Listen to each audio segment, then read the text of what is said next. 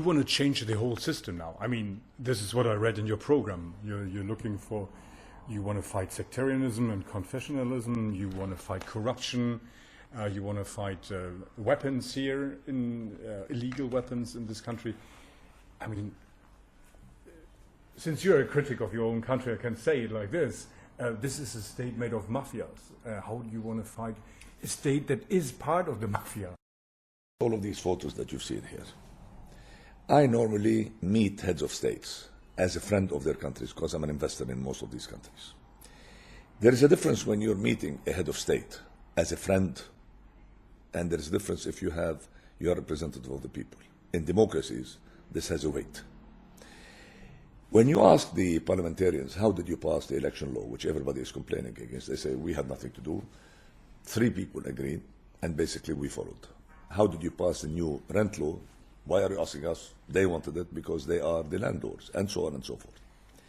We have not seen, since 2005, besides what we see in the demonstrations in downtown, we haven't seen any parliamentarian that can take that podium outside the chamber, whereby all the media in the world is sitting there and actually explain how things are.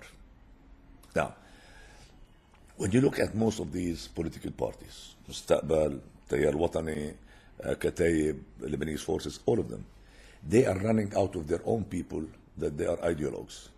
That's why they are reaching out to business community people to try to support the campaign. And because the campaign is done in such a way that you need a vehicle, then you can get your preferential votes to be voted for you. Most of these people, they have to find the vehicle to do. The only really 2 people outside the system that we are setting up our own slate is Najim Mikati and myself, because basically we can afford not to wait for a country to pay us in order to finance our politics. If you look at this, look at somebody like Najib, look at somebody like Namat Frame, look at somebody like Ziad Baroud, and you go down the list. Okay, there are 30 or 40 people that are now contesting the elections that, irrespective of their political opinion, whether you're with Saudi Arabia or with Iran, most of these people, they are concerned about the domestic issues, about the economy, about the business. If we do not try to generate the right jobs for the people, there is no more a country. We are now, Beirut is a real estate project. 7.7% of the actual residents of Beirut, they live in Beirut. 50% of all city people are now resident in Beirut. 59% of the Beirutis are residing outside Beirut. So Beirut was converted from a city, from a capital, thousands of years old, with a lot of culture, a lot of history, to becoming a real estate project, like what we've seen in any other of the Arab countries. You know, it's just another, I mean, in Egypt, you have Khattamiyya, you have all of this. I mean, these are projects that basically, it doesn't really matter if you or I or anybody buys, because normally the Egyptians, very few of them, they actually move there, because it's not them, you know, it's not Ma'adi, it's not Zamalek, it's not. That's why. So we have changed Lebanon, Beirut, to become a real estate project, who is controlled by the people that were part of the initial issuing of the treasury bonds and the banks. Now, so to be able to do that, the fact that the Beirutis are actually, there are 9 slates contesting the elections. This is a very good indication that Beirutis are fed up with the existing group that exists. Otherwise, there will not be 9 people, 9 slates that is going to be contesting the elections.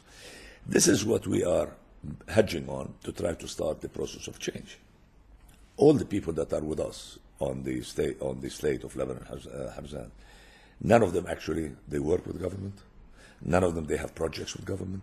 None of their income is related to governments, and they don't need any government-sponsored funding for their projects. So it means the Syrians, what they have done in the 90s, they've created this attitude.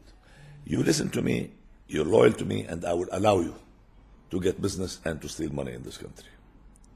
From 1992 to 2005, we had a phenomenon called Rafi al-Hariri, the late Prime Minister. There is no doubt he was a unique situation that you will never see it again. But Rafi had his own agenda, and he has the public agenda. Most of the time, he used to try to merge them together. That's why you could see, you know, some things that happened. But in general, the general feeling was, if anything did not go right, we'll blame the Syrian for it. 2005 to 2018. What happened? 2005 to 2018. Electricity is worse. Our water is dirtier. Rubbish is piling off all over to the point that France is thinking of suing Lebanon for the pollution that's happening to the Mediterranean. We don't have any more colleges, public colleges for the Lebanese University in Beirut. They're all outside Beirut. Most of the Beirutis are outside Beirut, no jobs. Minister of Interior goes publicly a year ago and he answers my concern that where are the jobs for the Lebanese, people?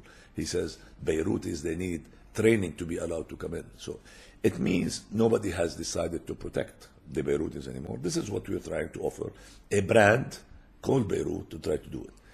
We are already in touch with about 20 of the candidates that are there, irrespective whether they will be contesting the election under Tayyar Watani Hur or Mustabar and all of these. These are professionals that they succeeded in their own capacity.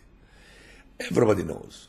Look at the United States. Why the U.S. normally gets out of any economical fiscal cycle much faster, because they all are investing their own economy. So the economy grows, like what happened with Trump, even though there are fewer jobs that have been generated, but so everybody is there. Here in Lebanon, we try to restrict the growth of economy to this very small group that is there.